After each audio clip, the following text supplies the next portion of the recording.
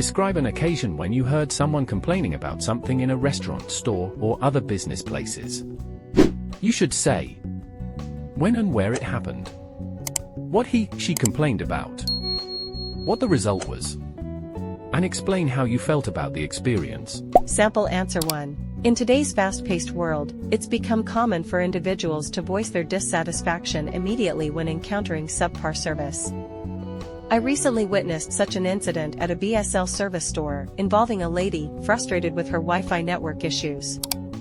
About a month ago, I visited the BSL store to purchase a new Wi-Fi connection.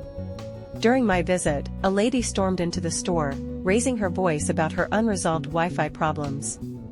She expressed that her Wi-Fi had been functioning properly until recently, but for the past 4 days, she had been unable to use it. Despite multiple phone complaints, no technician had visited her residence to address the issue. This lack of service was particularly distressing for her as she relied on the internet to complete her online assignments. Overflowing with frustration, she demanded immediate resolution or threatened to terminate her connection. Additionally, she expressed her intention to pursue legal action against the company due to the ongoing inconvenience. Upon hearing her grievances, the service manager promptly intervened. He attentively listened to her concerns and swiftly dispatched a technician to her home to diagnose and rectify the problem urgently. The manager also extended a sincere apology for the inconvenience caused and assured her that the issue would be resolved within 2 hours. Witnessing this incident made me reconsider my decision to opt for BSL's Wi-Fi services, given their apparent lapses in customer support. It was disheartening to see a customer struggle with service issues, despite having prepaid for the service.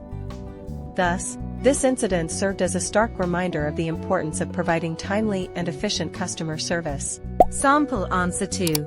Well, complaining about subpar services and products is essential in today's fast-paced world to ensure value for money and time.